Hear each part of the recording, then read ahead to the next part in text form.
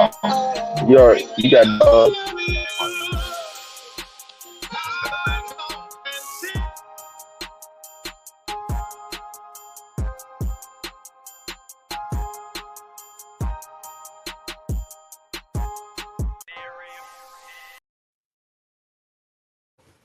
What's good? What's good? What's good? It's another Tuesday. Back in effect. Prototype Dad. You know what I mean? Let's give us a round of applause.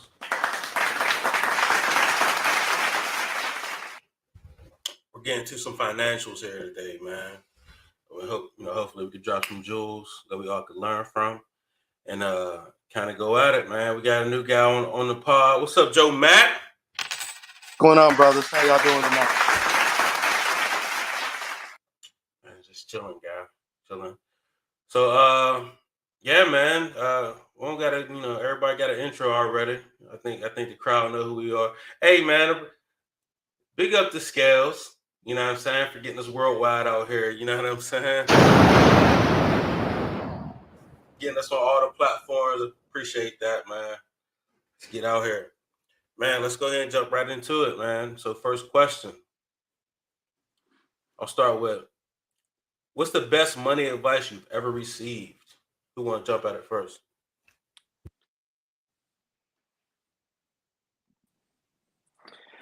Yo, that's a good one. Look, the first thing that came to my mind was don't ever take money advice from somebody who's broke.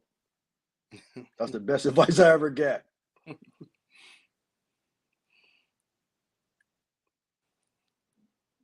I'll say this. I'll chime in on that. Consistency is key. I think, a lot of people try to get rich quick or hit a lick quick, but a lot of it is just long-term, consistent investing or savings or whatever it is. Not necessarily a home run every time. Consistency, chipping away at your goals. So I would say mine it would be if you can't bat twice, don't bat. That's probably the best thing I've heard growing up. What you yeah. got, Ron? What was you gonna say? Nah, I was about to say the best advice I got was to live below my means. You know what I So mean? what No now? matter how much money I got, to live below my means. No, those are all solid. Mm-hmm. Ron over there playing music. I don't know. Hey Nah, my man, what bad. you I'm on. doing, dog? I'm up, man. I'm up, Yeah, baby. I'm up. I'm up, look, man. Mr. R&B. Look, the new Yeah, advice like is don't be riding Nah, around man. with I'm right now. Sade. I'm his, multitasking, man. his advice: don't mess up the pod, man. We worldwide now. We gotta be a little bit more professional about Listen, how we man. attack Look, this thing, dog. hey, look. You act like Bunch of y'all done I've been tricking down. off Look, I with started at the R&B in the bottom with background. y'all, man. You know what I'm saying? I got my hammer, my belt, my nails. We build this from the ground up, man. All day, but you gotta come right. You should know. Come on, baby. Yo, I'm gonna tell you, man. The best advice I ever got was that you know what I'm saying. Like you'll never make it big, man. You'll never working hard isn't the goal, son. Working two jobs, working side hustles is great, but you'll never make it. You know what I mean until you can make money while you sitting still. You know what I'm saying? Right. So you know what I mean. Once I figured that out, it kind of changed the game for me. I No completely doubt. agree with that. You agree? So it ain't about hard work. It's about working smart. If everybody who worked hard was rich, there'd be a lot of rich people out here, and there's just not. It's about working smart. Your money needs to be working while you're awake and while you're asleep. There's no doubt about it. No Okay. doubt. So let's jump into the second question then. So what budgeting strategies do you guys use? What do y'all implement? What have y'all learned? I know me personally. Um, I took the Dave Ramsey class, and I kind of used that a little bit. But before that, I didn't budget at all because I was living check to check. You know what I mean? I took that class and started some things, but not enough things. I paid off some things just like, all right, I'm good, and I kind of went back to check. You know what I mean? But it's that kind of knowledge is always in my brain, so I know how to like turn it on whenever. But I need to just stay consistent with it for real, for real. What strategies have y'all used? You know what I mean? While y'all had it or not had it? So I'll go, man. So for me, man, it's evolved, right? So, man, I think for the most part, man, I started out with Dave Ramsey, and then as I kind of grew, man, it evolved into other things, man. I remember I started reading Rich Dad Poor Dad, so I started taking some elements from that, and then as I got older, and I started thinking about kind of, do I really want to be in this rat race and working this hard forever? I started kind of looking into the fire movement and things like that. So it's a whole lot of different things, but the biggest thing for me is kind of the ratio of what I'm spending of my money on what. So for example, I remember, to kind of go back on some of the advice that we had talked about. I remember the first thing I was like, okay, I don't want to spend more than 3 times my annual salary on a house. A third should be on my car. Those types of things. So those are the kind of things that I just kind of picked and choose from a whole bunch of different experts, and that's how I developed it. Okay, okay, okay. Who else got something? For me, um, two things I do. I save as much as I can. So every time I get paid, I save. Every week I save. Um, and I also is really cautious, a cognate of my credit utilization. And I before, like, something that got me early in the game was like reading that fine print, those APRs. You know what I'm saying? All the stuff that come behind it, and understanding that, you know what I mean. Ultimately, you're just giving away money. You know what I'm saying? Especially when you're dealing with certain credit and certain credit lingo. So I try to pay cash if I can, and if instead of using credit, I'd rather just be more disciplined and save to get it. But if I gotta use credit, then I make sure that I manage that credit, you know what I'm saying, accordingly. Uh, I take the approach of pay myself before I pay anybody else. So typically, I have all of my I keep a bunch of spreadsheets with all of my assets and all of my liabilities. So I know exactly what's coming in and what's coming out every month. And before I pay any of those bills, I got money going into investments for me, my kids, my wife, and I got also got that money going into life insurance policies for all of them as well. And then after all that comes out, like that usually comes out the day I get paid, and then the day after I get paid, the rest of the stuff come out. So I make sure I pay myself before I pay anybody else always. And when it comes to how I choose to pay for things, man, I always choose to use somebody else's money before I use my money. So with the credit cards and things like that, I always try to make sure that I'm using credit cards that got like rewards or cash back type stuff. And then I make sure whatever I plan to spend on that credit card this month, that I want to make sure that I'm able to pay that amount off by the next term. So you know what I mean? It's like I never spent it in the first place, but I still get the rewards from it. Mhm. Yep. So I only pushback. I got some pushback on that one, and it's because, so, like, if you think about that, right? You use somebody else's money. So if you buy a car, and, like, we'll haggle and finagle for a car and we'll get it down to 20,000. But if you read the fine print, by the time you get done paying that car off, you didn't pay like 32,000 for the same car that was 20,000. So with me, I would rather borrow from myself if I have the savings, or if I can afford it. I would rather pay for the car, the 20,000, than pay myself back and gain on it and gain from the interest.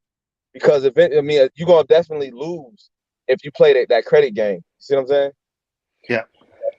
If I I mean, I So, was talking more, but go ahead. you I was just got saying, you got it.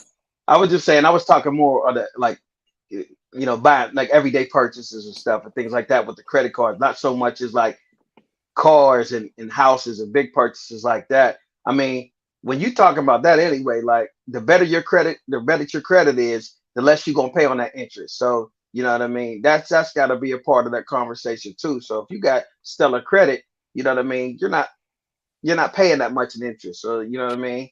So that should be part of the focus. But when you're doing that type of stuff, you also gotta just realize like, okay, well, what can I do? You know what I mean? Where's my wiggle room at, and how much am I willing to put on a card? Understanding that it's going to depreciate in value every single year. You know what I mean? That I have it. It might break down, and ain't gonna be worth the money that I bought it. And just similarly with a house, I mean, it's different because the property appreciates depending on the neighborhood you live in. But you know what I mean, making sure that you know what you're getting into when you buy a house, so you're not house poor. And I'll say something too, because I'm hearing both of y'all what y'all are saying is two different approaches, but for me, I'm completely like Leland. Number one, I always pay myself first before my kids, before anybody. Always me, because you can fund retirement with cash. You can't necessarily fund it with loans. When I'm thinking about my kids, you can't fund. You can fund college with loans, and so it's always me first. Pay myself first, then my kids, retirement, and as far as a budget, I'll spend it all because I've got everything saved already. I did every time I get paid, I pay myself in my retirement account.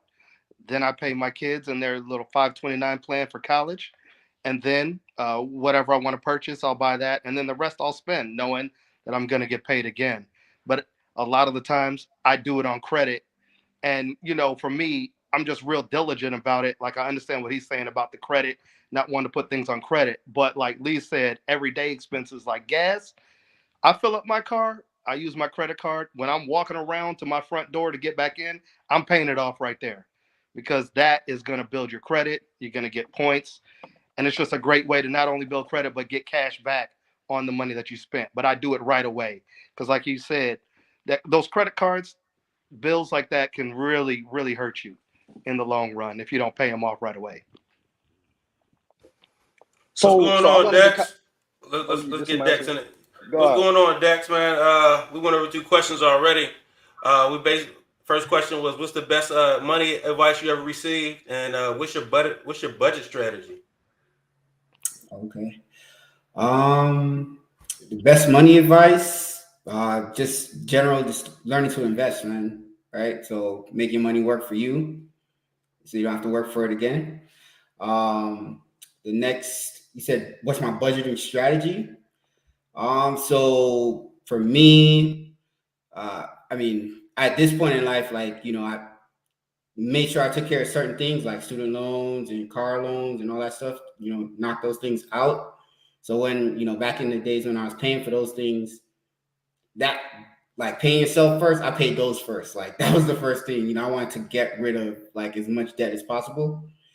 So now, I thankfully got out of that situation. So now, I just invest my money, man. Like when I make money, I just invest. And by the way, it's a great time to start investing if you're not doing it yet, because markets are low. So yeah, It's on sale. yep.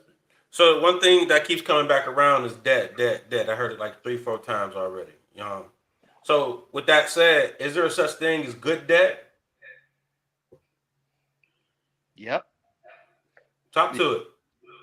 It helps your credit. I mean, you hold a certain amount of debt and it helps your credit because it shows your credit worthiness that you're paying each month. If it's 30% or less, let's say you, just for simplicity, let's say you got 100,000 in credit card, 100,000 maximum limit. If you keep that under 30%, under 30,000, that's great for your credit. If you start getting in the 40%, even 31% really, it starts to hurt your credit. But a certain amount of debt is definitely helpful. Definitely. As long as you can pay it. Yeah, as long as you can pay it. Yeah, especially debt like, what I mean, like vehicle purchases, things like that, or property, things that you acquire with loans and things like that. In your head you think, man, I need to pay these off, pay these off, pay these off. But the faster you pay those off, it kind of hurts your debt. What I mean, it hurts your credit score. And I learned that the hard way because I was like, oh, I'll just pay this off. And I paid it off. I'm like, oh, my credit finna boom. And then a month later, man, my credit like did a dive. I was like, whoa. So you know what I mean? Since then, I learned, man, pay the credit cards off because that's revolving credit. You know what I mean? And the more you got on, the more that you have in your credit cards and the more you're paying, the better it does for your credit than trying to hurry up and pay off these home loans and these, car loans and things like that, because they have a negative effect on you the faster you pay it off. Facts. I I would think say to that though, I would say get your principal down as fast as you can if on a credit. I mean, on a car loan or anything like that. Because and then slow down at the end, like drag out the end of it. I wouldn't necessarily say uh, take your time on the car loan, but I would definitely like drag that thing, like pay that principal down, and then drag it at the end, and then that way that APR ain't hit you out crazy because it's taking the total balance on the APR. So And you definitely got to attack the whatever's the highest APR as well. My home loan, my interest is 3.15%. I don't ever want to pay that off. I'm barely paying any interest. I mean, why would I want to get rid of that? I can get rid of everything else. I don't have that much debt, but 315, that's not that much interest to pay. So versus credit cards, which are what, 15, 18, 20, 25%? That's crazy. So So I mean, the funny thing though is like four people mentioned Dave Ramsey, or maybe three of us mentioned Dave Ramsey, and that the Dave Ramsey plan don't support any debt. I hate That's that. a no debt plan. I hate his plan. Okay, well, I mean, so are you saying that's just not the best, or you got to figure out what's best for you? Got to figure out what's best for you because it's great for a lot of people. It's not for me. I don't know about you other brothers, but he makes a lot of great points. But I mean, if you're paying off a house that's 315, he's saying pay off this house that's 3.15% or 4% interest. But meanwhile, the market is making 8, 9, 10%. Are you making money or are you losing money? I'd argue you're losing money. And I would argue that, I mean, if you look at most of the wealthy people, you know, everything they get is on credit. You know what I mean? Everything, like they're not using cash for anything. You know what I mean? Everything is debt. I look at Donald Trump and I'm like, this dude has debt. Like they literally rewrote the bankruptcy codes because this dude figured out a way to just not have to pay any debt. I just rack up debt and then file bankruptcy for whatever business it was, and then be absolved of it. So I mean, the wealthier they live off of debt. Like it's use somebody else's money. Always.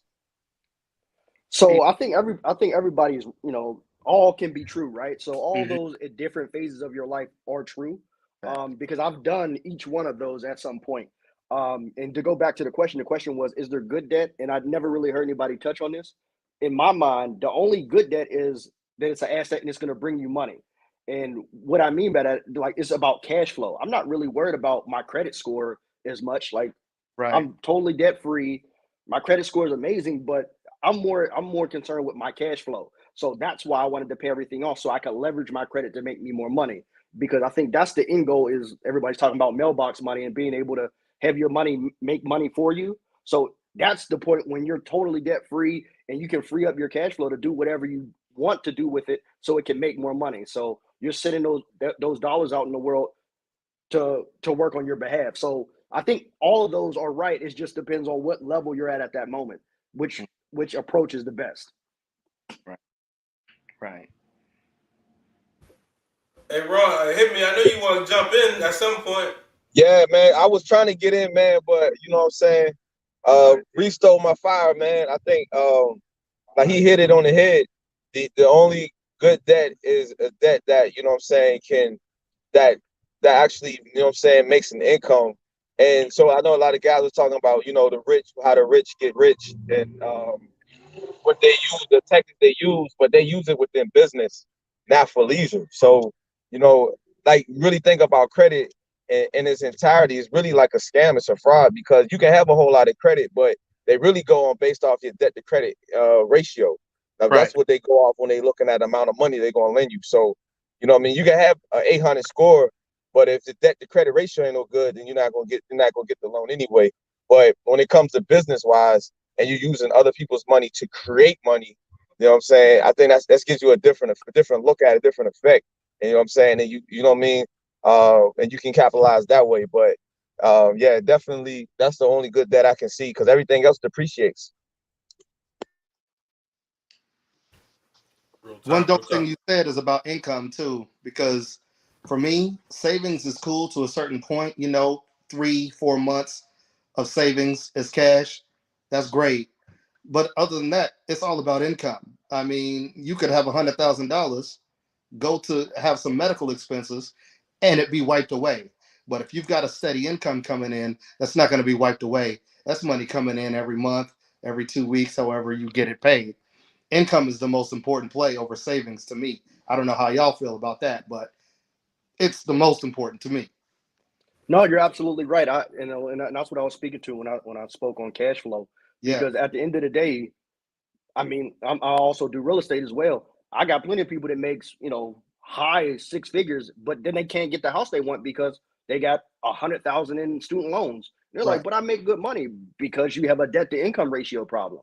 right, So yeah, so right. that's the biggest thing. So that's why I teach people and I advise people, like, yeah, try to work on that bad debt. And to me, anything that's bad debt is something that's not making you money, your Yeah. house included. If you're not making money off that house, it's really bad debt. I know people like they live off the white picket fence American dream theory, but that's not financially, that's not good debt.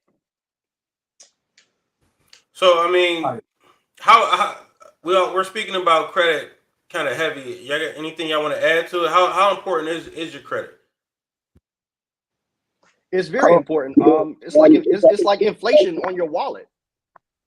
It's very important because if you have bad credit, you're paying more for stuff than the average person or the person that has better credit. So it's like you're feeling inflation at a different level just because of your poor financial habits. yeah, but I think but money's more important than credit because if you have enough money, you don't have to utilize credit. You can buy and pay yourself back. You know what I'm saying? So I think just securing the bag for you know what I'm saying, lack of a better word, is the most important. Then we put a lot in having credit, but I think it's really having the liquid money, man. You can do more with it. So I I gotta mean, push back on. I gotta push back on that one, man. Like cash is great. Like I've heard cash is king. I would look. I've even been the one. I actually bought a real estate or an investment property cash. Stupid. That was very stupid. What you should have did, or what I should have did, I should have leveraged and got a much more valuable property, and I could have used that cash as a down payment, and then that would increase my cash flow. So cash is king only up to a certain extent, but once you start getting into a higher tax bracket, it's not king anymore. It's about what you can leverage. So credit is definitely much more important, but you just got to get there first. Leverage is king. What's Leverage. up, Dex? What you thinking? What's your thoughts?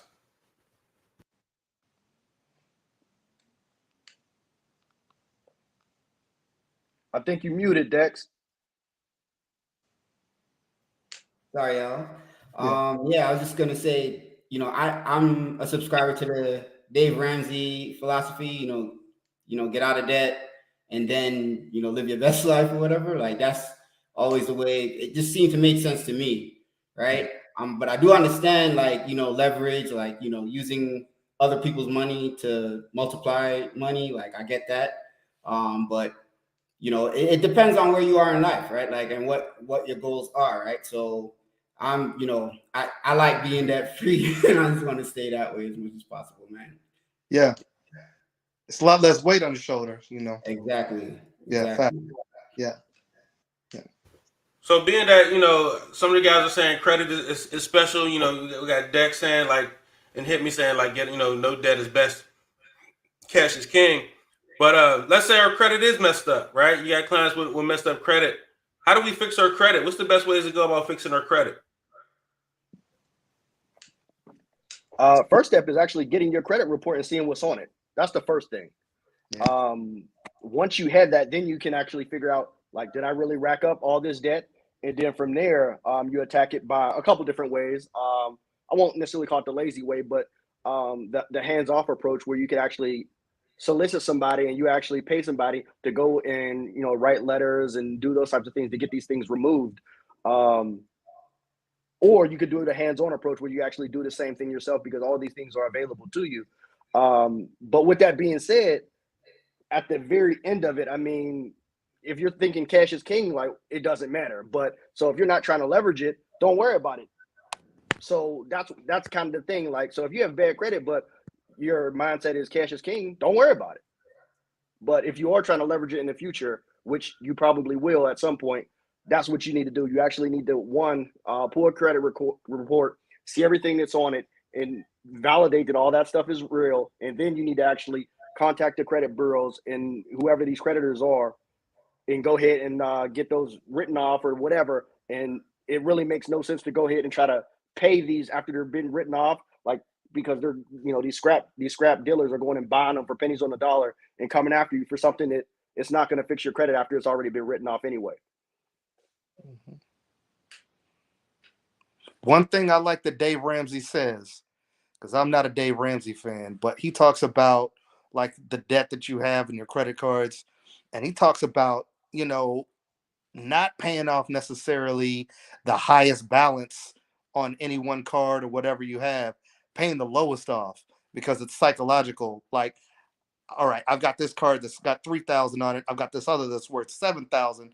I'm gonna pay this 3,000 off first, and that's gonna give me a boost. And then rather than taking that savings from the 3,000 that I just paid off and putting it into my account, I'm sending that extra money to start paying off this larger account. I think that's smart, psychological. So Talking about the snowball. yeah, so that's dope. I like and that. so that's dope. So I actually He froze up. So Dex, you got something on the snowball? more sense Yeah, for I me to mean, do the debt avalanche. So I ended up doing it in reverse because I started doing that and I was like, you know what? It would be more gratifying if I was hitting these bigger ones first. So I was like, okay, student loans, and I hit it in reverse. So, but it depends on your personality type and the level of discipline that you got to make to execute on these plans and these strategies. Mm-hmm.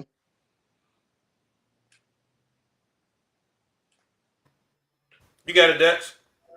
yeah, I was just gonna say, I did leverage that debt snowball, that whole process to get out of my, student loan and car loan and credit card situation, years ago. So, I mean, if you're disciplined and you can, follow instructions and just do what you're supposed to do, you can definitely knock it out, man. It's possible. Mm-hmm. Now, his eating grilled cheese sandwiches every day and saving all your money to eat, bull crap. No. You eat bull crap anyway. That's a fact, but that's me. I'm fat, so that's what it is. But I'm just saying. But at least it's what he wants. Like he's not starving. It's the bull crap he wants to eat. Yeah. It's the bull crap he wants to eat. He's like, if you want to eat sardines for 5 years and pay off your debt, like, no. That's not gonna happen. Get your income up. Worry about your income. All right, so let's talk about income though, right? So, like, what do y'all think about the Suo Sous and the multi-level marketing and these little fad things that come out? How do y'all feel about those? Do y'all ever leverage any of that kind of stuff? Look, I've tried them all. None of them work. You tried a Suo Sous? Yes, I tried them all. None of them work. Look, you know what? To not to incriminate folks. Look, it's all a scam. And it goes back to something my grandfather told me years ago. He was like, you can never trick the honest. And every time I was trying that, the Suo Sous, the multi-level marketing, the body magics, the noni juices, I've tried them all. I was trying to skip the line and I was trying to get rich quick. It never worked. That does not work. I never got on good solid footing, and I never had more money until I was like, you know what? I'm gonna do it myself. I'm not gonna go and multi-level market my way into being rich by getting other people, not selling the product myself. I'm actually trying to get other people to be an affiliate under me, and that's how I'm gonna get rich. That's a pyramid scheme. Hey, Kev, you're never gonna get rich that way. Does anybody in here know anybody that did get rich off of that? Any of those? I do, but I don't know. but they. I don't know if it was a lie or not, because they'll sell you the snake oil and be like, oh, I did this, I did that, and I'm not really pocket watching nobody. If you say you got it, you got it. But I mean, it's never a situation where like it was. I don't know. I never really seen it. You know what I mean? So I never. do. Really So paid look. much So attention. look. It's story time with Mo Better. So look, I used to do a multi-level marketing with Body by Vi, right? And that's how they sold me on it was, hey man, they had this BMW expense to where once you got to a certain platinum level, they was paying for your BMW, and these folks was getting houses, and they was quitting corporate America because I was doing well in corporate America, and these folks, so I knew what they were around, what they were making, and they were leaving corporate America, talking about we getting off the plantation, and oh hey, we'll see you at the top, and so I jumped in on it, and these people were making a lot of money, but the problem with it is it was the people that were at the top, and what they were doing is they were getting a lot of cash flow, but they were having to reinvest it back in the company. And so what happened is when everything slowed down, the people below that you were eating off of, once they were no longer able to be vultured off of, it was a house of cards. Everything fell apart. So these same people were coming back to me, Mo Better, hey, you think I could get my old job back? And all this happened within 6 months. So, and I know for a fact these people were making upwards of 6 figures a month at one point. So it's a house of cards. And because you could truly set yourself free, and I think the owners of the company knew that, and that's why they had you reinvest back into it, so you never truly freed yourself. So I mean, I guess one thing I kind of want to touch on is like everybody's not making a whole bunch of money, and we're talking about budgeting, and but some people live in check to check, man. So like, how do we get above that other than getting a roommate, or what are some ways that we could kind of save money or make more money? I guess is what where I want to go with this, right? So how can we get in a position where we could even get to a place where we could budget?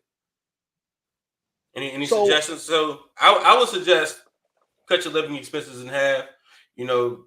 I don't really want to say date to date somebody's going to go half with you, but I mean a roommate situation could definitely be feasible. I mean, I've tried that. It semi worked for my situation, and I was able to start, putting some money away and getting ahead of myself. But that kind of worked for me. And then another thing would be like, just probably just taking multiple jobs. But what would you guys, suggest as ways to kind of like even get to a place to even start budgeting? So for me, go ahead, you got it. I'll say, I think the first thing is to actually formulate a plan. Like you got to have a plan. I think a lot of times we fail the plans. You know what I mean? And we go into things and we just say, oh, I want to make the money, I want to get the money, I want to make more, but we don't actually lay down a plan. And a lot of it is just we got to create also a discipline too, because no matter how much money you make, if you spend more than you make, even if you make 100,000, you spend 103,000, you still broke. You know what I'm saying? So it's about understanding your spending and getting a plan and going and working towards it. Can't do it on your butt. Got to get up and do something. Yes, I think everybody's spot on. But the first step is actually to inform yourself on kind of what you're spending on. So for me, even at this point, man, I've for the most part I got this thing figured out, but I still do this exercise at the end of every year, man. It's called start, stop, repeat. And I go through line item by line item everything that I'm actually paying, and I say, okay, should I start doing something different? Should I stop it? Or what should I repeat? And it's really that simple. So you're always doing that self-evaluation and being aware of what you're actually spending your money on. Because a lot of times, like for me, like I go and look because I do everything on my credit card. I look at it every month and I'll be like, I literally spent $600 to $700 eating out, but I'm still buying $800 worth of groceries. So just kind of the understanding of what you're spending generally will give you a better idea on how to formulate a plan. So I want to introduce my guy Tayon. Welcome to the pod. What's up, man? Can you hear me? Tayon, much like yeah, we can hear you. Tayon, much Cool. like Joe, I think y'all both kind of work in the financial realm. I know Mo Better has a lot of good sense and I think pretty much everybody on the pod right now has pretty much good sense on how to budget and how to manage money and so on and so forth. But I know Tayon works specifically with financial situations, so I kind of invited him to the pod just to give some of his opinion. We kind of went over some things, man. I wish you would have jumped on a little earlier. We had some good questions. I run them, I run them past you. We kind of like the first question was like budgeting strategy. Is there such thing as good debt? How to utilize credit? We went deep into that. Should we take advantage of like the Fed schemes like Suo Sous and MLMs and that kind of deal? Um, and I'll leave it there. And before we go to the next little segment, if you want to just kind of give you a little synopsis on those kind of 4 questions. First and foremost, fellas, thanks for having me on, man. Especially you, Kev. I don't want to take up too much time as far as with the questions, but in regards to what I do, as you mentioned, I'm in the financial services industry, and I kind of got a unique approach where I help people find the money that they're losing unknowingly and unnecessarily. And so it's kind of a special skill set I got to help people, create wealth without creating risk, all at the same time. Just to kind of touch on just like a quick surface level in regards to some of the questions, is there such thing as is good debt? I do believe so. Whenever that debt is positioning you to build wealth, then obviously it's positioned the right way. If it's just to consume, then I would say it's more on the bad debt side. In regards to credit is very important. I mean, credit is the root word for credibility. So without it, you go struggle. I mean, can you get deals and stuff done using other people's credit, other people's um you know credibility? Absolutely. But you definitely want to make sure that you have some of that on your own. As far as some of the schemes you was talking about with that Zusu, that's that flower thing, right? Okay. In the MLM, I'll say that I think that those two things are like completely different. I think that there are, MLMs that are there's a lot of them that are legit. If you like to make money that way. The Susu thing was there's no product attached to it. And so it's more Ponzi-ish because we're just passing money around. There was no product or service attached to it. So therefore, that's why, everybody kind of got smacked, you know. Then didn't really pan out because of that. Was there something else that I missed? Oh, the budgeting. Um, Yeah, I don't necessarily, what budget strategies do you use in your in your life, or do you find feasible? you know what? That's a good question. I got an analyzer, like a financial analyzer. It's like a little software that I use. But I when I first got into the game, I was real budget strict. Um, and don't get me wrong, like I mean, if you spending money frivolously, then I mean you definitely need to watch where you're going. But the tighter I notice people are, the less, like the more limitations they put on the idea of making money. And Right. so I start just doing it in reverse to realize that if I want these things, I need to make more money, not necessarily budget for them. And That's so it's more of an abundance yeah. mindset than a limits. I'm gonna save 6 months to get here. All right, that's cool. But what can I go out here and make money in the next 6 weeks to get there? Is that possible too? You know what I mean? So that's the question I'm asking myself now versus maybe about 5 years ago. It would be more tighter on I need to hold this for a moment of time to be able to get what I want. But now it's more or less how can I get what I want? Yeah, I kind of want to elaborate on that because I did hear that a lot growing up. Right, it's like working another job ain't necessarily ideal, but you work the other job to pay for something and pay it off, and then you quit the other job. It's not to keep yourself stressing over 2 jobs. You if you want something, get another job real quick, buy that something, and then quit that something once you're done paying for it, and then now you got that thing, and you can go back to your regular way of life with that new asset, if it is an asset. You know what I mean? That kind of deal. But that's a good point that you may take. Um, so I guess we could kind of lean into the next question, right? Is what assets should we take advantage of that are out here? There's all kind of things that we can all take advantage of, and I'm kind of leaning on uh, the supported guests for these assets right here. But what assets should we take advantage of to kind of get us to the next level? And then y'all got it from there. Well, I guess I'll chime in first. Um, if you've got a job with a 401k, that's first and foremost because it's free money as long as they match whatever they're matching. If they're matching 5%, up to 5%, do 5%. It's free money. If they're doing 10%, do 10%. It's free money. And not only that, most 401k plans allow you to loan yourself the money from your 401k, and then you can pay it back over time. Whereas with other accounts like an IRA, you just can't do that. You can't take loans on an IRA, typically, not like a 401k. So things like that. Also, your house. To be honest, I can't remember. I apologize. I don't remember your name, but you said you paid a house cash. Where you should have taken that money and maybe leveraged it towards other assets as well.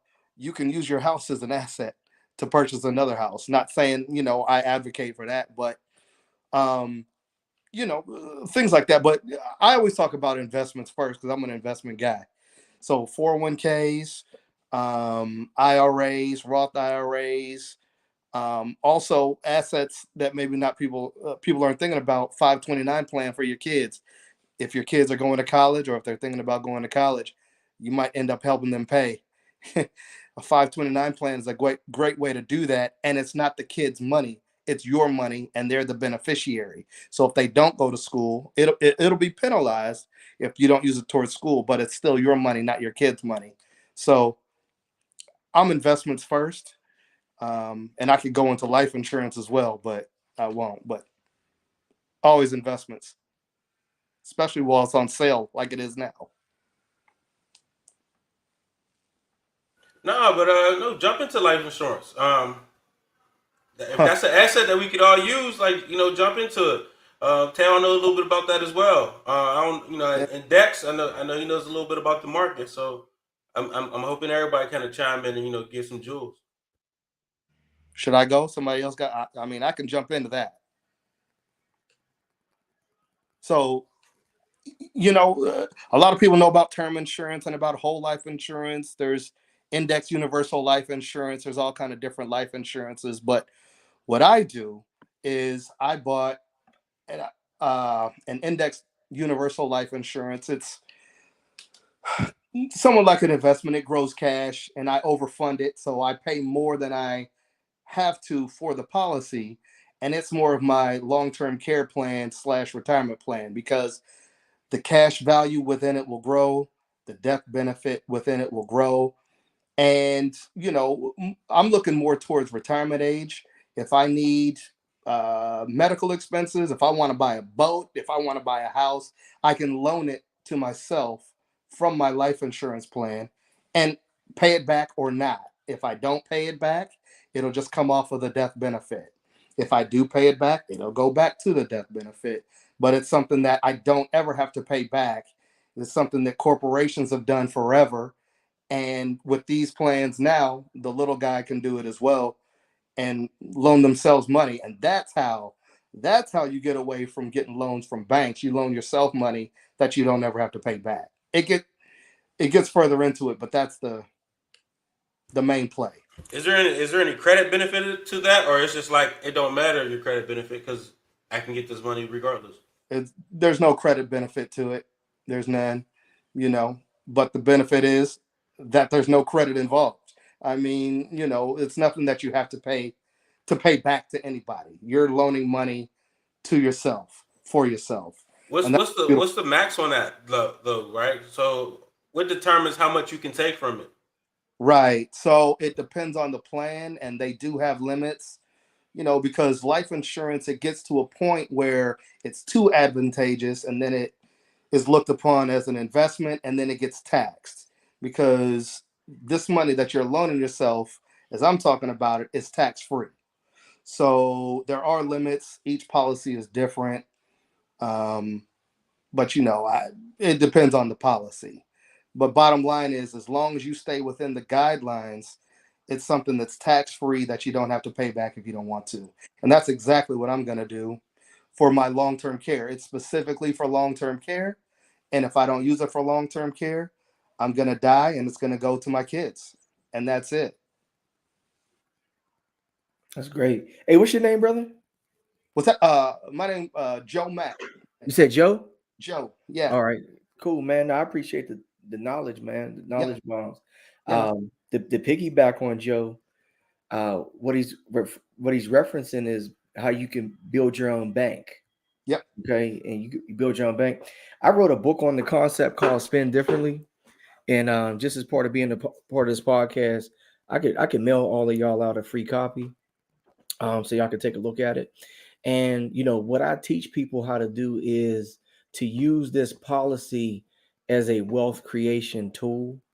And so I want to try to paint this scenario for you. Let's say you got $100,000 saved up in your regular bank account, and let's say your bank account was earning 5%, right? We know that you can't get 5%, but just kind of follow along with me. So, at the end of the year, you go have $5,000, right? 5%, 5,000 of that 100,000. Now, let's say you're involved in real estate and you wanted to pull out 60,000 because you was gonna renovate a property. Okay, so now you got 40,000 left in the account, earning 5%. Just simple math. 100,000 minus 60,000. Well, when you do it from the policy, what's happening is because your money's in the policy, the insurance company is allowing you to they're loaning you their money. And because of that, your money continues to grow tax free. So although you borrowed the 40, your money's still compounding on the 100 as you borrowed the 60. Your money's still compounding on the 100,000, even though you took 60 out. So because of that, you create this spread like the bank.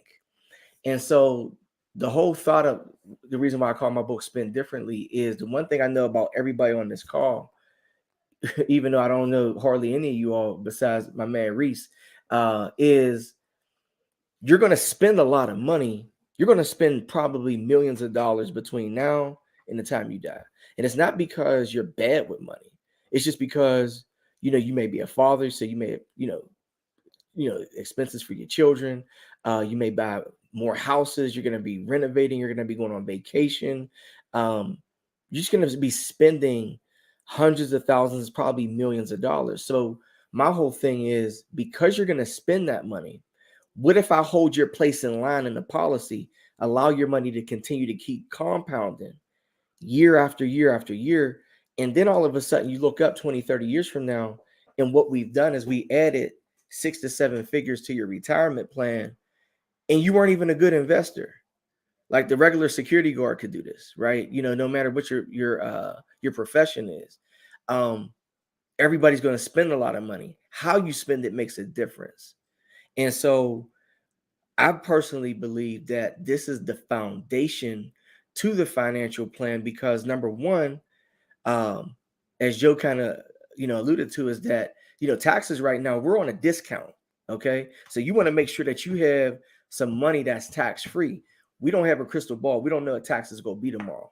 But right now, if you look at the historical chart, based on taxation since 1913, we're at a discount. And so America's trillions of dollars in debt. I don't see taxes going down. I think that they're going to go up. And if all you have is money in your 401k, 403b, 457, whatever that plan is, and it's tax deferred, Uncle Sam is going to call for that money one day. You know what I mean? And we don't know what he's going to ask for. So I try to transition a great deal of my wealth on the tax free side. Already, hit me right now while I know what the tax rate is, and I'm cool with it so that my money can grow tax free. And that's what you're able to do in a policy. The money grows tax free, you have access to it tax free, and you end up creating your own pension. And you have this lifelong income that you're able to pull from. And as Joe also said, is that if you don't use it because you don't need it, then the cherry on top is that it's a death benefit. that'll be tax free to your kids. And it's it's something that like the Rockefellers, the Carnegies, like a lot of the Walt Disney, Ray Kroc from McDonald's, like so many of the great names have used these policies to build wealth. Uh, Banks are the number one purchaser of cash value life insurance. Like Bank America, like has purchased this in the billions. PNC, Wells Fargo in the billions. Major corporations in the billions, and it was kind of like a hidden secret. And so, I would advise all of y'all, if y'all haven't had an opportunity to look into it, I definitely would look into it, because your money could just be compounding without risk and have some guaranteed wealth that you could look forward to, especially that, if you want to leave something behind for your kids. Drop Mhm. some coins on that one. Dex, you want to talk about the market a little bit, or you want to kind of keep it cool, like? Not much to say, man. I mean, everyone here seems pretty savvy, but I don't know who will be watching the video. But I just, let people know, look into the stock market. It definitely is a tool you can use to build that wealth and take yourself to the next level. Start small, find a company and things you use all the time. You see your friends and family using all the time, and maybe that might be a good thing to put your money in, right? So yeah. Hey, I'm not gonna lie. I made some money buying. I think it's Childress. I think the name of it's called. But whoever owns Trojans, when Roe versus Wade went down, I went and bought some some Trojan stock. It worked out. It worked out for me. Whoever on Plan B, whoever's the founder of Plan B, Yeah. invest. It was hilarious, and I know a big thing is I really didn't get into like stocks and everything, and until the pandemic hit. Like I had some guys hit me up when the crypto thing was hitting hard. I didn't take advantage of it, but I was just kind of like, I'm gonna just see how y'all do. And some of them hit and some of them didn't, right? But when this pandemic hit, it was just light bulbs went off, and I think all of our heads, we was all in like a group chat, like buy this and buying that. Let's get airline, let's get travel, let's get this, let's get. I think we were going nuts on different kind of stock. You know what I mean? Based on travel, based on things that was affected that we knew that were affected by the pandemic, man.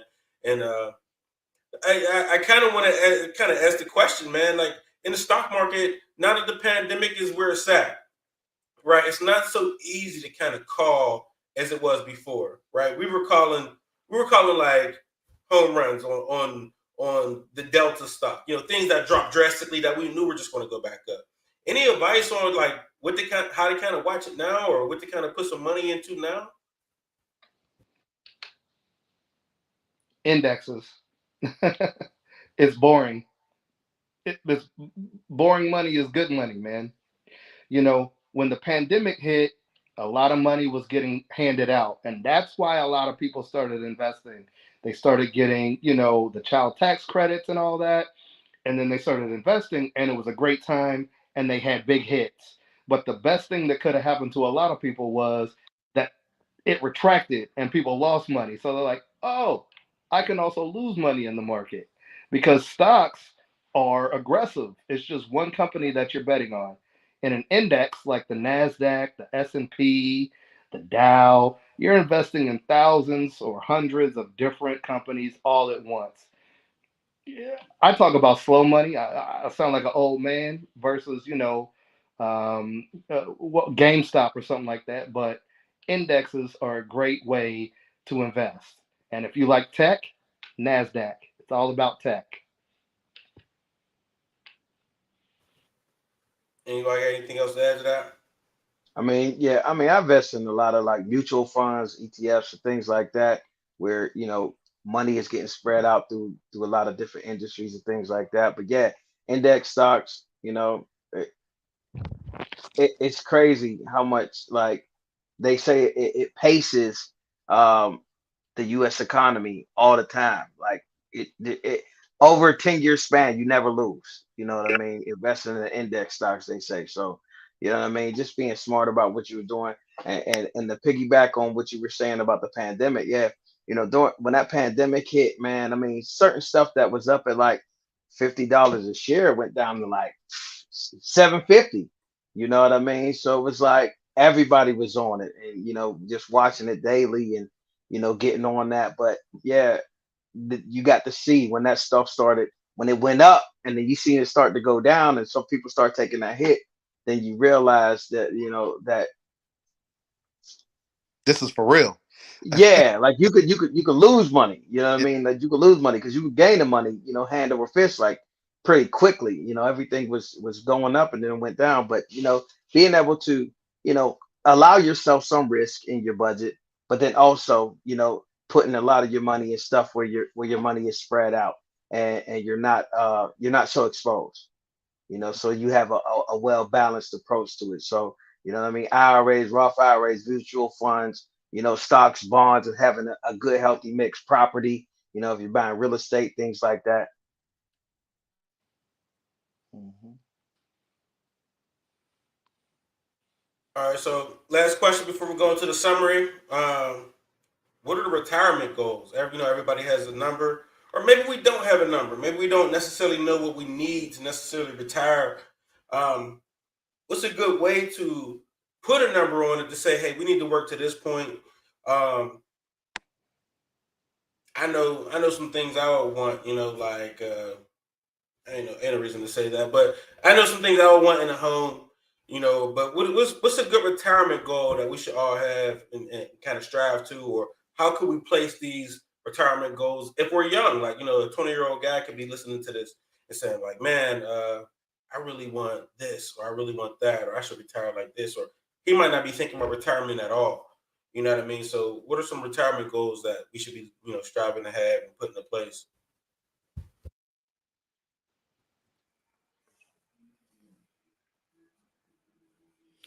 I would say for starters, um, being in position to work because you want to, not because you have to. I believe that we're gonna come to an era where retirement's gonna be a luxury. I think it's gonna be a kind of a thing of the past. One of the things I always talk about is that when you look at maybe your parents and grandparents, the one of the things that they were beneficiaries of were pensions and social security. So they had two guaranteed streams of income.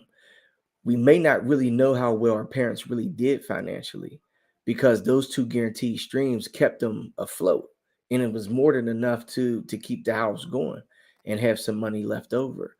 So now, just kind of looking by everybody's face, I mean, we probably all maybe around the same age or so. Retirement's gonna be 100% up to you and what you do to get there. It's not just gonna be a casual thing. I think I'm gonna retire. Like, no, there's nothing to lean back on. The only thing you're gonna lean on is what you built. And so, um, as far as what that looks like, I would say I don't know if a lot of people fully grasp, Kev, what they need to do to be able to retire. So, like one of the things I do when I sit down with my clients is I answer the four most important financial questions that they need to know the answer to. I'm not going to go through all of them, but like the first question is what rate of return do you need to earn on your investing and savings dollars to be able to retire at the age you want to retire, right? So if you want to retire at 50, so how much, how much do you need to earn on your money right now for that to even be possible? And people are like, wow, I never looked at it like that, right? Because you have to save up enough money to where that money has to last you until death do you part. Um, how much money do you need to save on a monthly and annual basis to hit your number? Is 50 realistic? Is 70 realistic? And for most people really haven't fully dug down and done the calculation on it. Um, and so how it looks for me, man, just to now answer your question, is I plan on always working, but I want to be in position. I would say I'm only working because I have to work. like in like 10 years from now. Okay. But I'm gonna always be working, whether it's writing books, whether it's doing seminars, whether it's gonna be teaching. You know what I mean? I'm gonna always be working because, but I'm never gonna just sit back. I'm gonna be doing something. I'm gonna transition into something, but I'm hoping in 10 years where it's like I'm only doing this because I enjoy just what I do, and that's that.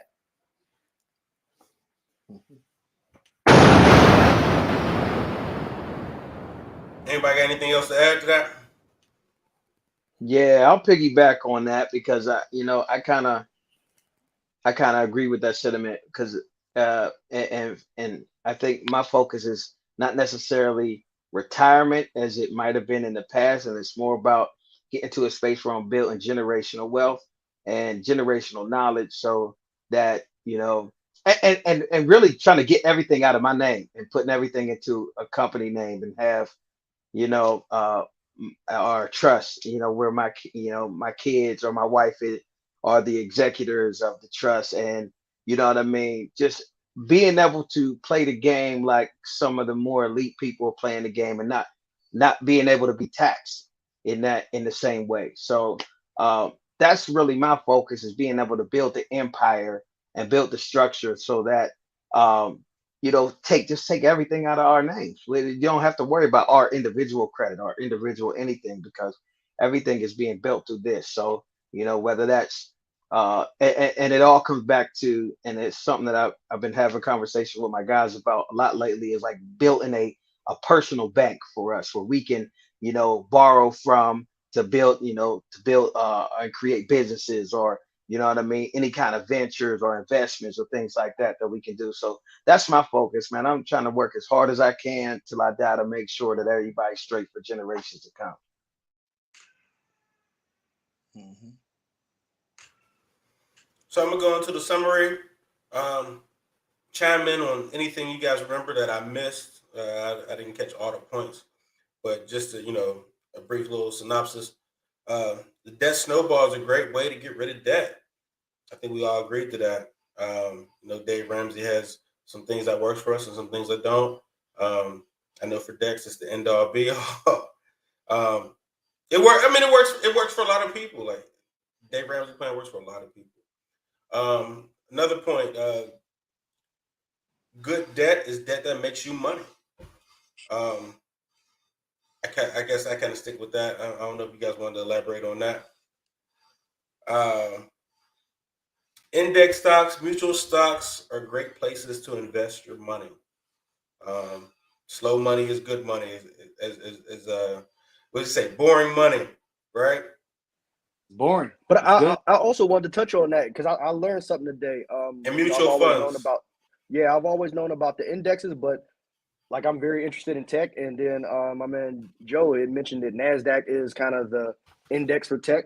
So Yeah. that's a takeaway for me, man. So Yeah. that's a really good call out. Yeah, man. So looking at Nasdaq, looking at all this stuff. I'm definitely in the tech, so I'm probably gonna go ahead and pull the trigger on that. You know how we do. Those stocks. Tesla, all those stocks. Yeah. uh, I don't want to misquote this. I don't want to just say it's a broad life insurance. I want to say life insurance is a good asset to take advantage of, but it's a certain type of life insurance that you guys are speaking of. I don't know if y'all wanted to go ahead and name it or whatever. So Any cash accumulation life insurance. There's a book called Look Before You Lurk or something like that. LIRP, Life Insurance Retirement Plan. Look Before You Lurk. It's good. I mean, it's boring, but boring money is good. But any kind of cash accumulation life insurance. But even if you get term insurance, if you got kids, get some kind of life insurance without a doubt. cool. And think about your retirement. Think about what you need to retire. I think is something we all need to be thinking about. Especially we're not old, but we're getting near to the point where we either need to like make a decision to dig deep or keep on the path that we're going. You know what I mean? So I think we're at a solid age. I have a bonus question, right? So kind of media based. Um, I was watching, it's Halloween time. I was watching the Netflix special. I can't remember what this movie was. I think it's called The Curse of Bridge Hollow. I messed around, like, wanted to watch that movie with the kids.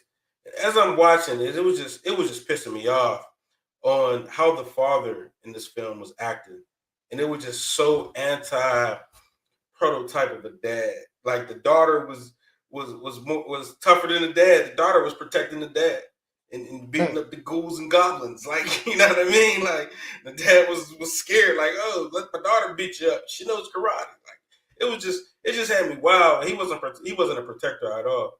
How do y'all feel about how dads are being portrayed in the media nowadays, man? I don't give a damn about the media. I see my black bros, and it is a new day, man. Black dads are doing great, and I love it. Damn what they say in the media. Anybody else want to elaborate or got something to say about how media is portraying us, or you don't care about how they're portraying us?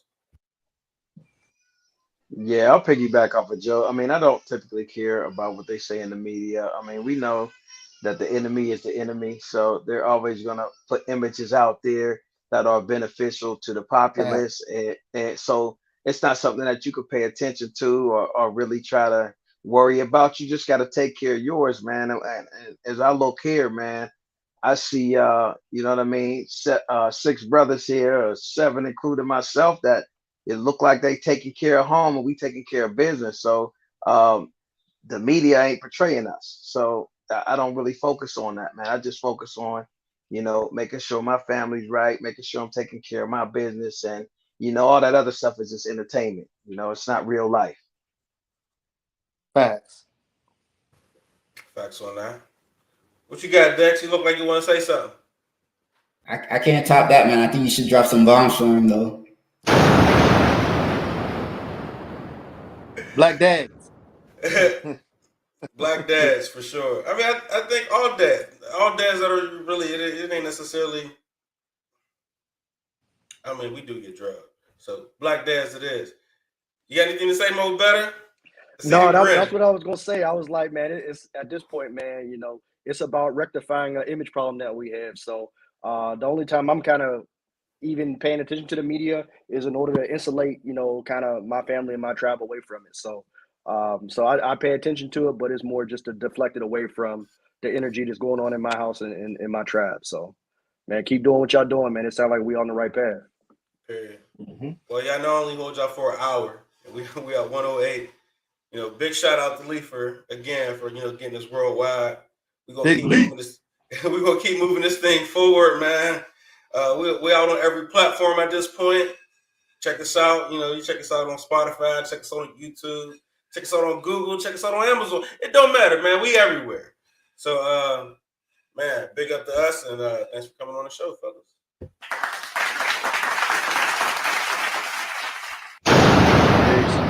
Take care, fellas.